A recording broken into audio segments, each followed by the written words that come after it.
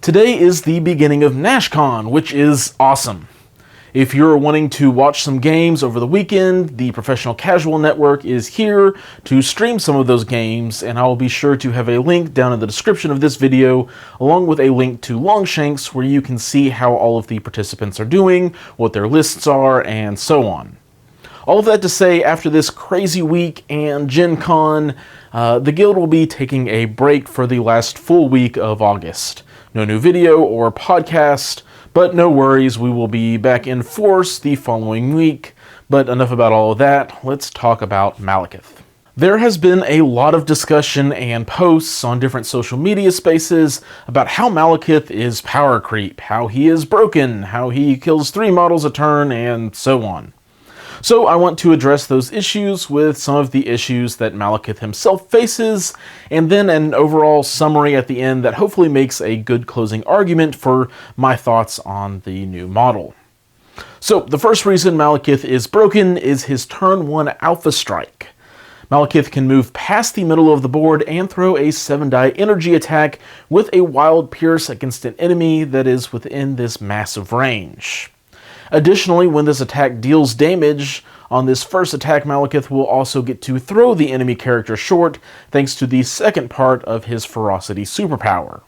So the average energy defense is a 3, so without any additional modifiers, this is what Malekith's Blade of Midnight attack should average against a 3 energy defense with no other modifiers. On average, you should expect Malekith to deal 2 to 4 damage about 60% of the time before adding in a throw, which will add on even more damage. So this makes for quite the first round attack, especially when the Malekith player is likely to have priority going into round 2, since he expended 7 threat on the 1 model. Now, here is why Malekith's Alpha Strike is fine. First of all, it's a 7 threat model. They need to be able to do something on the first round that's going to be impactful. Secondly, Malekith won't have the power to charge and interact with an objective while on his way to the charge. Sure, he is likely to gain some power along the way, but unless he one-shots the enemy character, there shouldn't be an objective for him to pick up unless you have decided to go up and stand next to an objective and not interact with it, which would be a bit awkward and leave me wondering why that character is there in the first place. As well, since the Malekith player is pretty likely to have less total characters, the other player is likely to both be able to respawn where Malekith is deployed, and also can delay activating those who are most likely to be dazed by that turn 1 Alpha Strike. Another thing for the non-Malekith player is deciding who to put in the way of that Alpha Strike. For example, a character that can count blanks against Malekith's attack is suddenly going to look a lot more durable, even with only 3 energy defense still. Not to mention characters with damage reduction, which bumps all those numbers down a bracket. So play wisely into Malekith on turn 1 by sending an Iron Fist or Luke Cage after an objective, not a Shuri. Reason number 2 why Malekith is broken is that he is super consistent at dealing damage once he has the power for Cloak of Shadows. All of his damage columns tick over a row against that average 3 energy defense, assuming he has at least 1 power to use for his ability to change a failure to a crit on his first attack there. Additionally, he has his beam attack that can build him power, and there is of course his Butcher of Thor's attack that can really lay out some hurt when you're able to change a couple of skulls into crits during that attack roll. So really his raw damage output from his 2 actions is up there. Heck, even Magneto's builder with its full reroll can't really keep up. Now, here's why that's fine. If Malekith wasn't able to deal a lot of consistent damage during his 2 actions, I don't think he would ever be taken at his massive cost of 7. Sure, I wouldn't mind if Cloak of Shadows was limited to affecting 1 die per roll, but that is what it is. Something to keep in mind when comparing Magneto's builder to Malekith's builder here, once assuming it has the power for Cloak of Shadows, is that Malekith is, 1, a higher threat, but I think more importantly, Malekith doesn't have anything else that he is able to do outside of his 2 actions. Magneto, on the other hand, can toss as much terrain as he has power as additional sources of damage. A character like Hulk has a size 4 throw and a superpower that is essentially equates to a free move for him. So Malekith is extremely reliant on his 2 actions to get everything done that he needs to, and if they don't, he's just out of luck. So if we look at characters that are here to just deal massive amount of damage with their 2 actions, we can also look at Corvus, a character that is 2 less threat when taking the Reality Gem. And this is what his strike looks like with Glaive's Edge against a 3 defense dice roll. It's actually even better than Malekith's average swing with Cloak of Shadows online. Reason number 3 Malekith is broken is that he is a super hard to kill model. Not only is he able to apply his Cloak of Shadows to his defense rolls to make a dud roll into an amazing one, but he also doesn't allow the enemy to modify their attack dice, which negates the majority of offensive consistency on attacks. And all of that backed up by a 4-4-4 defense line and 18 total stamina makes sure that taking down Malekith is a really tough job. Really, the only 2 things that will have a chance at dealing decent chunks of large damage are large dice pools that happen to spike, and really big things being thrown at him. But even then, Cloak of Shadows works on dodges as well. As for reason number 3, that is fine, then I'm not going to try to dispel his durability. Sure, it's a bit of a dice-reliant one, but Malekith is a tough cookie to crack, and he needs to be for 7th threat. He doesn't have any of the cool tech that characters like Dormammu have that can push enemies away and give them status conditions, or even the flat damage reduction like Thanos, but he needed something to make him hard to take down at 7th threat. So, rather, I'm going to have this reason be his weakness to status conditions. Thankfully for the Malekith players of the world, he is immune to Hex and Stun, and man, Hex would have been a weird one to be able to apply to him, but alas. However, pointing out again his 2 action limitation, Malekith should never have time to shake off a condition unless he has to, like Stagger. So piling on conditions like Shock, Incinerate, Bleed, Slow, and others can really wear down Malekith's nasty efficiency. However, a Stagger on Malekith can make his 7th threat suddenly feel like a 4. So if you're able to Stagger Malekith 3 out of 4 rounds, well, he still gets that 1 really strong action, but that's it. Just 1 really strong action. Not to mention a character like Iron Fist who can threaten to put an activation token on your 7th threat model. So having access to a Stagger in a list has always been good, but now characters like Black Cat, Ursa Major, Doctor Strange, and others that can guarantee a Stagger condition are going to be a nightmare for the Dark Elf.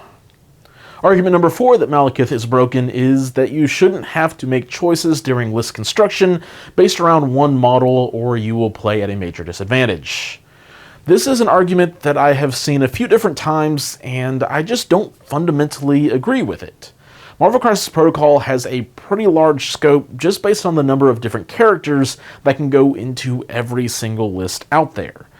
But even since before the first year of releases were done, there have been characters strong enough that a more competitive crowd will ensure that they have a game plan into that character or affiliation. A couple that stand out are Thanos and his super efficient control and kill playstyle, as well as Kingpin and his leadership that can dominate secures. Since pretty early on in the game, I think it's just part of good roster construction to keep in mind what some of the other strong teams, characters, opening plays, and so on can do when you are making your choices. In my recent roster reviews, I specifically mentioned having run a lot of the interact or flip secures like Mutant Madman and Deadly Meteors to help counteract Kingpin's strong leadership, while also bringing in characters like Luke Cage specifically for matchups against heavy aggressive teams like Black Order and Shadowland Daredevil. So yeah, you just need to be able to plan around it. I don't think that that's necessarily a bad thing. It just means that he's strong and good in general. The 5th reason Malekith can be seen as overpowered is that he is too easily splashed. Throwing him into an affiliation like Asgard or Winterguard to help his weakness to conditions, or into a team like the Guardians to boost his damage output. I can sympathize with this one a bit because a strong models boosted by other strong effects can be really gross. But I think that this point is a little misplaced because I think the real problem we're facing is finding that Malekith is too easy to play effectively for his investment. There are other characters like Dr. Voodoo who are very strong, check multiple boxes, but also come with multiple decision points on what to do during any given turn, making them more difficult to play. Malekith is a highly tuned, high-threat character that is pretty straightforward.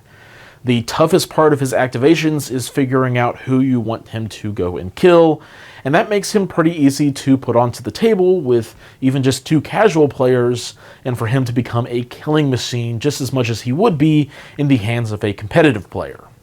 So I think that his point is fine, but with an asterisk. It's fine as long as a playgroup can recognize when the right time to put him on the table is, and then when it isn't. Communicate with your opponent and find out the kind of game they are looking for. So those are my 5 and 5 reasons that Malekith can seem broken, and why he is going to probably really be okay in the overall scheme of things.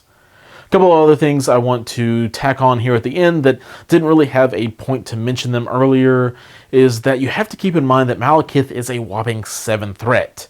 So keep in mind what a character like X-23 along with Medusa could accomplish together, and it will probably be similar to the damage output that Malekith can do in his activation, if not more than him. Not to mention more board presence as well. There are advantages to him being a single model, like a better chance at prio, but those advantages can also be disadvantages. Like, again, stagger. Suddenly, what would have been 4 actions down to 3 is 1 action down to 2. It's also worth mentioning that Malekith has now seen some table time at tournaments. One specifically in the UK that seemed to have a pretty competitive roster of people. He was in 7 out of the 20 rosters there, but none of those 7 rosters ended up making it into the top 3. As a matter of fact, he came in 5th at highest. More data on this will also be coming in from NashCon, with its currently 82 people signed up as participants as well. Just another reason to keep an eye on the Longshanks link in the description. Here at the end of the video, I want to give my usual shoutouts to the guild sponsors, Tritex Games and War Room Hobbies, which are both local gaming stores that host game nights, events, and the like, as well as offering MCP miniatures at a bit of a discount. If you shop from them, use the code TritexGGCB5 at checkout when shopping with Tritex to save an extra 5% off, and the code MCP2022 will get you an extra 10% off of your order from War Room Hobbies. So if you want to get your hands on this beastly model, or just to get your World War II lineup set up and are shopping online anyways, consider using these stores and discounts to help an LGS. However, if you're already shopping from your LGS, do that, keep it up, it's awesome, keep supporting them, yes. But if you are still wanting a way to support the Guild's videos or podcast, check out our Patreon page. Also want to say real quick, thank you to all the members of the Guild Hall who are supporting what we do here. There are projects in the work that would not be possible without your contributions, and so when those come and are here, I'm very excited to be able to shout you guys out a little bit more. We do also have a monthly giveaway thanks to Tritex. All you need to do to enter is be subscribed to the channel and leave a comment on a video the same month that video was released. As always, if you have enjoyed my thoughts and are new to the channel, hit the subscribe button for a weekly dose of MCP content, except for next week because we're taking a break because of the craziness. But usually it comes in the form of reviews, battle reports, and other MCP goodness. As well, you can also find the Gamer Guild podcast on several different podcast apps and platforms. Thank you all for watching, and until next time, keep on gaming.